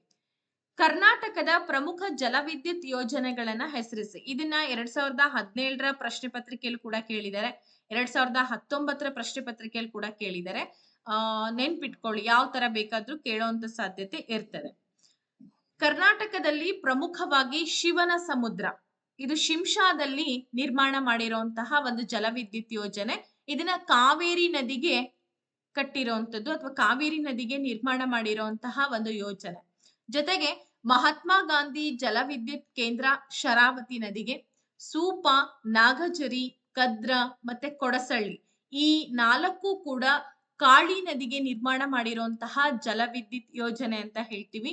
ಕೃಷ್ಣಾ ನದಿಗೆ ವಾರಾಹಿ, ಮಾರಿಕಣಿವೆ, ಭದ್ರಾ, ತುಂಗಭದ್ರಾ, ಆಲ್ಮಟ್ಟಿ, ನಿಮ್ಗೆಲ್ಲ ಗೊತ್ತಿರ್ಬೋದು, ಆಲ್ಮಟ್ಟಿ ಡ್ಯಾಮ್ ಏನಿದೆ ಕೃಷ್ಣಾ ನದಿಗೆ ಹೊಂದಿಕೊಂಡಂತೆ ಮಾಡಿರುವಂತಹ ಒಂದು ಜಲವಿದ್ಯುತ್ ಯೋಜನೆ ಅಂತ ಹೇಳಿ ಕರಿತೀವಿ. ನಮ್ಮ ಕರ್ನಾಟಕದಲ್ಲಿ ಇಷ್ಟು ಪ್ರಮುಖ ಜಲವಿದ್ಯುತ್ ಯೋಜನೆಗಳನ್ನ ನಾವು ಕಾಣ್ಬೋದು. ನೆನ್ಪಿಟ್ಕೊಳ್ಳಿ. ನೆಕ್ಸ್ಟ್ 64 ಕ್ವಶನ್ಗೆ ಹೋಗೋಣ. ನಾನು ಹೇಳ್ದೆ ಆನ್ಲೈನ್ ಕ್ಲಾಸಸ್ಗಳ ಅವಶ್ಯಕತೆ ಇದೆ ಅಂತಂದ್ರೆ 8217670405 ನಂಬರ್ ಅನ್ನ ನೀವು ಕಾಂಟ್ಯಾಕ್ಟ್ ಮಾಡಿ ಕ್ಲಾಸಸ್ ಅನ್ನ ತೆಗೆದುಕೊಳ್ಬಹುದು. 64ನೇ ಪ್ರಶ್ನೆ ಬಂದ್ಬಿಟ್ಟು, ನಿರ್ಧಾರವನ್ನ ಕೈಗೊಳ್ಬೇಕಾದ್ರೆ ಗಮನದಲ್ಲಿ ಇಟ್ಕೊಳ್ಬಹುದಾದಂತ ಅಂಶಗಳು ಯಾವ್ಯಾವು? ನಿರ್ಧಾರಗಳು ಅಂತಂದ್ರೆ ಡಿಸಿಷನ್ ಮೇಕಿಂಗ್ ಮಾಡುವಂತ ಸಂದರ್ಭದಲ್ಲಿ ಯಾವೆಲ್ಲ ಅಂಶಗಳನ್ನ ಗಮನದಲ್ಲಿ ಇಟ್ಕೊಳ್ಬೇಕು ಅಂತ ಕೇಳಿದ್ದಾರೆ. ಫಸ್ಟ್, ಸಮಸ್ಯೆಗಳನ್ನ ವಿಶ್ಲೇಷಣೆ ಮಾಡ್ಬೇಕು. ಏನಿದೆ ಸಮಸ್ಯೆ? ಸುಮ್ನೆ ನಾನು ಯಾವ್ದೋ ಒಂದು ವಿಚಾರಕ್ಕೆ ಹಂಗೇನೆ ನಿರ್ಧಾರ ತೆಗೆದುಕೊಳ್ತೀನಿ. ಇದು ಜನರಲ್ ಆಗಿ ಕೂಡ ನೀವು ಉತ್ತರ ಬರಿಬಹುದು, ಪುಸ್ತಕೀಯ ರೂಪದಲ್ಲಿ ಬರಿಬೇಕು ಅಂತ ಏನಿಲ್ಲ. ಕೆಲವೊಂದು ಕ್ವಶನ್ಸ್ ಗಳು ಸೋಷಿಯಲ್ ಸೈನ್ಸ್ ಅಲ್ಲಿ ಹೆಂಗಿರುತ್ತಪ್ಪ ಅಂತಂದ್ರೆ ಜನರಲ್ ಬೇಸಿಸ್ ಮೇಲೆ ಕೂಡ ಇರುತ್ತೆ. ಆ ತರ ಕ್ವಶನ್ಸ್ ಗಳನ್ನ ಟ್ಯಾಕಲ್ ಮಾಡ್ಬೇಕು. ನಿಮ್ದೇ ಆದಂತಹ ರೂಪ ಕೊಟ್ಟು ಬರಿಬೇಕಾಗತ್ತೆ ಕೆಲವೊಂದ್ಸಲ. ಹಂಗಂತೇಳಿ ಪಿಟೀಲೆಲ್ಲ ಬರ್ಕಂತ ಹೋಗ್ಬಾರ್ದು. ಇದು ಕಾಂಪಿಟೇಟಿವ್ ಎಕ್ಸಾಮ್, ಇದು ರಿಕ್ವೈರ್ಮೆಂಟ್ ಎಕ್ಸಾಮ್ಸ್ ಆಗಿರೋದ್ರಿಂದ ಏನ್ ಅವಶ್ಯಕತೆ ಇದೆ ಅದನ್ನ ನಾವು ಫಿಲ್ ಮಾಡ್ಬೇಕಷ್ಟೆ. ಓಕೆ, ಸಮಸ್ಯೆಗಳನ್ನ ವಿಶ್ಲೇಷಣೆ ಮಾಡಿದ್ಮೇಲೆ ಆ ಸಮಸ್ಯೆಗಳನ್ನ ನಾವು ಸಾಲ್ವ್ ಮಾಡೋದಕ್ಕೆ, ಕಾರ್ಯಗತ ಮಾಡ್ಲಿಕ್ಕೆ ಕೆಲವೊಂದು ಯೋಜನೆಗಳನ್ನ ರೂಪಿಸ್ಬೇಕಾಗತ್ತೆ. ಆಮೇಲೆ ಕೆಲವೊಂದ್ಸಲ ಏನಾಗ್ತದೆ, ನಿರ್ಧಾರಗಳನ್ನ ಕೈಗೊಳ್ಳುವಂತ ಸಂದರ್ಭ ನಾವೇ ಕನ್ಫ್ಯೂಷನ್ ಒಳಗ್ ಹೋಗ್ಬಿಡ್ತೀವಿ. ಹಂಗ್ ಮಾಡ್ಬಾರ್ದು. ಕೆಲವೊಂದ್ಸಲ ಧೈರ್ಯ, ತಾಳ್ಮೆಗಳನ್ನ ಕೂಡ ಪಾಲನೆ ಮಾಡ್ಬೇಕು. ಮುಂದಾಲೋಚನೆಯನ್ನ ಗಮನದಲ್ಲಿಟ್ಕೊಂಡು ವಿವೇಚಯುಕ್ತ ನಿರ್ಧಾರವನ್ನ ಶೀಘ್ರದಲ್ಲಿ ತೆಗೆದುಕೊಳ್ಳುವಂತಹ ಸಾಮರ್ಥ್ಯವನ್ನ ಹೊಂದೋದು. ಸೊ ಇದು ಈ ಪ್ರಶ್ನೆಗೆ ಉತ್ತರ. ನೆಕ್ಸ್ಟ್ 65ನೇ ಪ್ರಶ್ನೆಗೆ ಹೋಗೋಣ. 1ನೇ ಬಾಜಿರಾವ್ನ ಸಾಧನೆಗಳನ್ನ ತಿಳಿಸಿ ಅಂತ ಕೊಟ್ಟಿದ್ದಾರೆ. ಮರಾಠರ ಪೇಶ್ವೆ. ನೋಡೋಣ. 1ನೇ ಬಾಜಿರಾಯನು ಉತ್ತರ ಭಾರತದ ಗೆಲ್ಲುವ ಉದ್ದೇಶದಿಂದ ಏನ್ ಮಾಡ್ತಾನೆ, ಗುಜರಾತ್, ಮಾಳ್ವಾಗಳನ್ನ ವಶಪಡಿಸಿಕೊಂಡು ಚೌತ್ ಮತ್ತೆ ಸರ್ದೇಶ್ ಮುಖಿಗಳನ್ನ ಸಂಗ್ರಹ ಮಾಡ್ತಕ್ಕಂತ ಅಧಿಕಾರವನ್ನ ಪಡ್ಕೊಳ್ತಾನೆ. ನೆನ್ಪಿಟ್ಕೊಳ್ಳಿ, ಚೌತ್ ಮತ್ತೆ ಸರ್ದೇಶ್ ಮುಖಿಗಳು ಅಂತಂದ್ರೆ ಇವು ಕೂಡ ತೆರಿಗೆಗಳನ್ನ ವಸೂಲಿ ಮಾಡುವಂತಹ ಒಂದು ಏನಂತ ಹೇಳ್ತೀವಿ ಹೆಸರುಗಳು. ಕರ್ನಾಟಕದ ಚಿತ್ರದುರ್ಗ, ಶ್ರೀರಂಗಪಟ್ಟಣದ ಮೇಲೆ ಕೂಡ ದಾಳಿ ಮಾಡ್ತಾನೆ. ಬಾಜಿರಾವ್ ನಿಜಾಮ್ ಉಲ್ ಮುಲ್ಕನನ್ನ ಭೂಪಾಲ್ ಬಳಿ ನಡೆದಂತಹ ಯುದ್ಧದಲ್ಲಿ ಸೋಲಿಸ್ಬಿಡ್ತಾನೆ. ಇದರಿಂದ ಏನಾಯ್ತಪ್ಪ ಅಂದ್ರೆ ನರ್ಮದಾ, ಚಂಬಲ್ ನದಿಗಳ ನಡುವಿನ ವಿಶಾಲ ಪ್ರದೇಶ ಹಾಗೆ 50 ಲಕ್ಷ ರೂಪಾಯಿಗಳು ಯುದ್ಧ ಪರಿಹಾರವಾಗಿ ಬಾಜಿರಾವ್ನಿಗೆ ದೊರಕುತ್ತೆ. ಆಗಿನ ಸಂದರ್ಭದಲ್ಲಿ 50 ಲಕ್ಷ ಅಂದ್ರೆ ಏನ್ ಸುಮ್ನೆನಾ? ಇಡೀ ತಮ್ಮ ರಾಜ್ಯಗಳನ್ನ ಕಬಳಿಸೋದಕ್ಕೆ ಇರ್ತಕ್ಕಂಥ ಒಂದು ಪ್ಲಾನ್ ಆಗಿತ್ತು. ಅಲ್ದಂಗೆ ಪೋರ್ಚುಗೀಸರಿಂದ ಸಾಲ್ಸೆಟ್, ಬೆಸಿನ್ ಮತ್ತೆ ಸಿದ್ದಿಗಳಿಂದ ಜಂಜಿರಾ ಪ್ರದೇಶಗಳನ್ನ ಕೂಡ 1ನೇ ಬಾಜಿರಾವ್ ವಶಪಡಿಸ್ಕೊಳ್ತಾನೆ. ಇದು ಇವನ ಸಾಧನೆಗಳು. ಸಾಕು 2 ಅಂಕಗಳಿಗೆ ಇಷ್ಟು ಬರ್ದ್ಬಿಟ್ರೆ ಸಾಕೆ ಸಾಕು. ನಿಮಗೆ ಗೊತ್ತಿರ್ಬೇಕು ಅಷ್ಟೇ, ಅದ್ರಲ್ಲಿ ಏನು ಇರೋದಿಲ್ಲ. ನೆಕ್ಸ್ಟ್ ಬರೋಣ. ಇಟಲಿಯ ಏಕೀಕರಣದಲ್ಲಿ ಮ್ಯಾಜಿನಿಯ ಪಾತ್ರವೇನು ಅಂತ ಕೇಳಿದ್ದಾರೆ. 66ನೇ ಪ್ರಶ್ನೆ. ಮ್ಯಾಜಿನಿ ಅಂದ್ರೆ ನಿಮ್ಗೆಲ್ಲ ಗೊತ್ತಿದೆ, ಹೆಸರಾಂತ ಕ್ರಾಂತಿಕಾರ ಚಿಂತಕರು ಹೌದು, ಬರಹಗಾರರು ಕೂಡ ಹೌದು. ಅವನು ತನ್ನ ಗ್ರಂಥವಾದಂತ ಇಟಲಿ ಆತ್ಮೀಯ ಪ್ಯಾಪಸಿಯಲ್ಲಿನ ಲೇಖನಗಳಿಂದ ಇಟಲಿ ದೇಶದ ಯುವಕರನ್ನ ಪ್ರಚೋದಿಸ್ತಾನೆ. ರಾಷ್ಟ್ರದ ಏಕೀಕರಣ, ಸ್ವಾತಂತ್ರ್ಯ ಮುಂತಾದಂತಹ ಕ್ರಾಂತಿಕಾರಕ ಅಭಿಪ್ರಾಯಗಳಿಂದ ಅವರನ್ನ ಹುರಿದುಂಬಿಸ್ಬಿಟ್ಟು ಅಂದಿನ ರಾಜಕೀಯ ವ್ಯವಸ್ಥೆಯ ವಿರುದ್ಧ ಏನ್ ಮಾಡ್ತಾನೆ ಅಂದ್ರೆ ದಂಗೆ ಏಳುವಂತೆ ಪ್ರೇರೇಪಣೆಯನ್ನ ಕೂಡ ಮಾಡ್ತಾನೆ. ಸೊ ತರುಣ ಇಟಲಿ, ಯಂಗ್ ಇಟಲಿ ಅನ್ನೋ ಒಂದು ಪಕ್ಷವನ್ನ ಕೂಡ ಕಟ್ತಾನೆ. ಅಷ್ಟೇ ಅಲ್ಲ, ರಾಷ್ಟ್ರೀಯ ಸ್ವಾತಂತ್ರ್ಯ ಮತ್ತೆ ಇಟಲಿಯ ಏಕೀಕರಣದ ಗುರಿಗಳನ್ನ ಕೂಡ ಈತ ಹೊಂದಿದ್ದ. ಸೊ ನಿಮಗೆ ಗೊತ್ತಿದೆ, ಈ ಆಯುಧಗಳಿಗಿಂತಲೂ ಕೂಡ ಲೇಖನ ಬರಹಗಳು ಬಹಳ ಒಂಥರ ಚೂರಿ ಇದ್ದಂಗಿದ್ವು ಅವಾಗಿನ ಕಾಲದಲ್ಲಿ. ಭಗತ್ ಸಿಂಗ್ ಅವರ ಬರವಣಿಗೆಗಳಾಗಿರ್ಬೋದು, ಬಾಲ್ ಗಂಗಾಧರ್ ತಿಲಕ್ ಅವರ ಒಂದು ಪತ್ರಿಕೆಗಳಾಗಿರ್ಬೋದು, ಆಮೇಲೆ ಈ ತರ ಬೇರೆ ಬೇರೆ ದೇಶಗಳಲ್ಲಿ ಆದಂತ ಏಕೀಕರಣ ಸಂದರ್ಭದಲ್ಲಿ ಲೇಖನಗಳ ಪ್ರಭಾವ ಹೆಚ್ಚಾಗಿ ಬೀರ್ತಾ ಹೋಗುತ್ತೆ ಅಲ್ವಾ. ಸೊ ಕತ್ತಿಗಿಂತಲೂ ಕೂಡ ಲೇಖನಿಯ ಚೂಪೆ ಜಾಸ್ತಿ ಅಂತ ಹೇಳಿ ಹೇಳ್ತಾರೆ. ಅಂದ್ರೆ ಅಷ್ಟ್ರ ಮಟ್ಟಿಗೆ ಅವರು ಮನಮುಟ್ಟುವಂತೆ ಬರಿತಾ ಇದ್ರು ಅವರು. ಓಕೆ, 67ನೇ ಪ್ರಶ್ನೆ ಬರೋಣ. ರಕ್ಷಣಾ ಸಚಿವಾಲಯದ 4 ವಿಭಾಗಗಳು ಯಾವ್ಯಾವು? 4 ಇಲಾಖೆಗಳಿದೆ. ರಕ್ಷಣಾ ವಿಭಾಗ, ರಕ್ಷಣಾ ಉತ್ಪಾದನಾ ವಿಭಾಗ, ರಕ್ಷಣಾ ಸಂಶೋಧನಾ ಮತ್ತು ಅಭಿವೃದ್ಧಿ ವಿಭಾಗ, ಹಾಗೆ ಕೊನೆಯದಾಗಿ ನಿವೃತ್ತಿ ಸೇನಾ ಕಲ್ಯಾಣ ವಿಭಾಗ ಅಂತ ಹೇಳಿ ಗುರುತಿಸ್ತಾ ಇದೀವಿ. ಓಕೆ, ನೆಕ್ಸ್ಟ್ 68ನೇ ಪ್ರಶ್ನೆ ಹೀಗಿದೆ. ರಾಷ್ಟ್ರೀಯ ಹಬ್ಬಗಳು ರಾಷ್ಟ್ರೀಯ ಐಕ್ಯತೆಯನ್ನ ವೃದ್ಧಿ ಮಾಡ್ತವೆ. ಹೇಗೆ ಅಂತ ಕೇಳಿದ್ದಾರೆ. ರಾಷ್ಟ್ರೀಯ ಹಬ್ಬಗಳು ಅಂತಂದಾಗ ಸ್ವಾತಂತ್ರ್ಯೋತ್ಸವ, ಗಣರಾಜ್ಯೋತ್ಸವ, ಇದು ಜನರಲ್ ಕ್ವಶನ್. ಇದು ಆರಾಮಾಗಿ 2 ಅಂಕ ಕಣ್ಮುಚ್ಚಿ ಬಂದ್ಬಿಡುತ್ತೆ. ಗಾಂಧಿ ಜಯಂತಿ, ಇವೆಲ್ಲವೂ ಕೂಡ ನಾವೆಲ್ಲರೂ ಒಂದೇ ಅನ್ನೋ ಭಾವನೆ ಎಲ್ಲಾ ಮಾನವರಲ್ಲಿ ಕೂಡ ಮೂಡಿಸುತ್ತೆ. ಅದಲ್ದಂಗೆನೆ ಮಕ್ಕಳು, ಇವತ್ತು ಬೆಳೀತಾ ಇರುವಂತಹ ಮಕ್ಕಳಿಗೂ ಕೂಡ ಆ ಹಬ್ಬಗಳನ್ನ ಆಚರಣೆ ಮಾಡೋದ್ರಿಂದ ದೇಶ ಪ್ರೇಮ, ದೇಶದ ಮೇಲೆ ಭಕ್ತಿ, ಸೊ ದೇಶಕ್ಕೋಸ್ಕರ ನಾವೇನಾದ್ರೂ ಮಾಡ್ಬೇಕು ಅನ್ನೋ ಒಂದು ಪ್ರಚೋದನೆನೂ ಕೂಡ ಮಕ್ಕಳಿಗೆ ಸಿಗುತ್ತೆ. ಇದರಿಂದ ಐಕ್ಯತೆಯನ್ನ ಕೂಡ ನಾವು ಮಾಡಿಸ್ಬೋದು. ಹಾಗೆ ಭಾರತೀಯ ಪೌರರು ಪ್ರತಿಯೊಂದು ಭಾಗದಲ್ಲೂ ಕೂಡ ಇದನ್ನ ಆಚರಣೆ ಮಾಡ್ತಾರೆ. ಈಗ ದಸರಾ, ದೀಪಾವಳಿ ಅಂತಂದಾಗ ಒಂದ್ ಕಡೆ ಆಚರಣೆ ಮಾಡಿದ್ರೆ ಇನ್ನೊಂದ್ ಕಡೆ ಆಚರಣೆ ಮಾಡಲ್ಲ. ಬಟ್ ಗಣರಾಜ್ಯೋತ್ಸವ,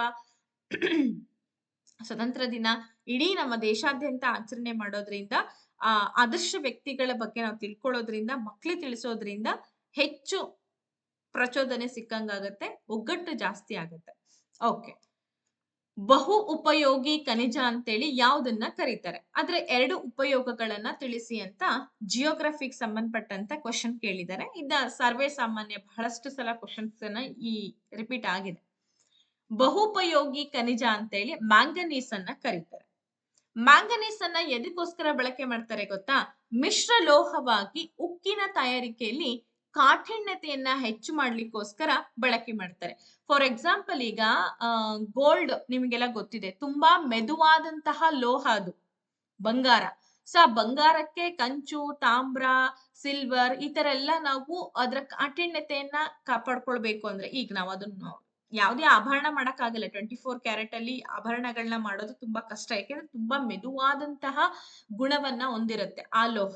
ಆ ಮೆದುತ್ವವನ್ನ, ಕಠಿಣತೆಯನ್ನ ನಾವು ಗೊಳಿಸ್ಬೇಕು ಅಂತಂದಾಗ ಕೆಲವೊಂದು ಲೋಹಗಳನ್ನ ಮಿಶ್ರಣ ಮಾಡ್ಬೇಕಾಗತ್ತೆ. ಅದೇ ತರನೇ ಮ್ಯಾಂಗನೀಸ್ ಅನ್ನ ಕೂಡ ಕೆಲವೊಂದು ಲೋಹಗಳ ಜೊತೆಗೆ ಏನ್ ಮಾಡ್ತಾರೆ ಅಂತಂದ್ರೆ ಮಿಕ್ಸ್ ಮಾಡ್ತಾರೆ.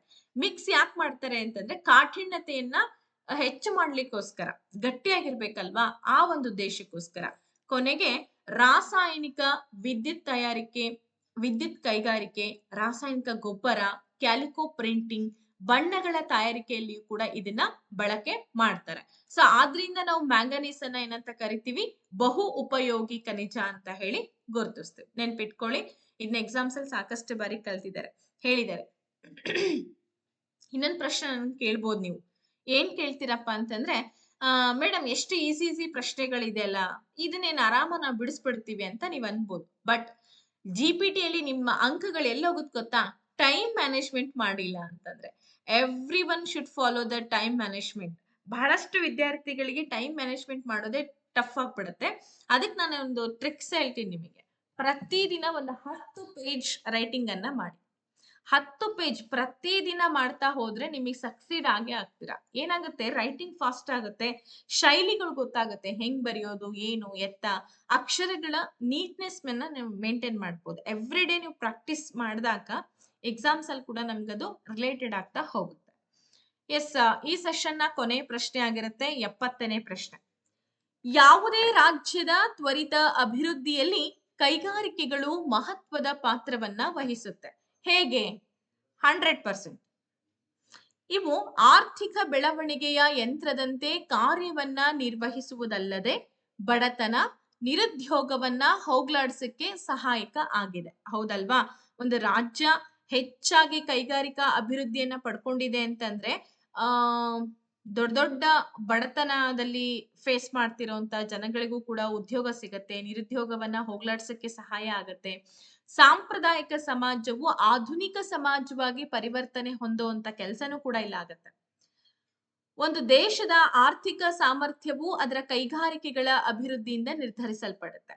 ಅಷ್ಟೇ ಅಲ್ಲ, ಆಂತರಿಕವಾಗಿ ಬಳಕೆ ಆಗ್ತಕ್ಕಂಥ ರಫ್ತಾಗುವಂತಹ ವೈವಿಧ್ಯಮಯ ವಸ್ತುಗಳನ್ನ ಕೂಡ ಇಲ್ಲಿ ಉತ್ಪಾದನೆ ಮಾಡೋದ್ರಿಂದ ಭಾರತದಲ್ಲಿ ಕೈಗಾರಿಕೆಗಳ ಪಾತ್ರ ಹೆಚ್ಚು ಮಹತ್ವವನ್ನ ಪಡ್ಕೊಂಡಿದೆ ಅಂತ ನಾವು ಹೇಳ್ತಾ ಇದ್ದೀವಿ. ಅದಲ್ದಂಗೆ ಕೈಗಾರಿಕಾ ಉತ್ಪನ್ನಗಳು ಪ್ರಮುಖ ರಫ್ತಿನ ಸರಕುಗಳು. ದೇಶದ 78% ನಷ್ಟು ಏನಾಗಿದೆ, ವಿದೇಶಿ ವಿನಿಮಯವನ್ನ ಇವತ್ತಿನ ದಿನ ಕೈಗಾರಿಕೆ ಗಳಿಸ್ತಾ ಇದೆ. ರಫ್ತು ಮಾಡ್ತಾ ಇದೀವಿ. ನಮ್ಮಲ್ಲಿ ಉತ್ಪನ್ನ ಆದಂತಹ ವಸ್ತುಗಳನ್ನ ಬೇರೆ ದೇಶಕ್ಕೆ ಸುಮಾರು 78% ನಷ್ಟು ವಿದೇಶಿ ವಿನಿಮಯ ಇದು ಗಳಿಸ್ತಾ ಇದೆ.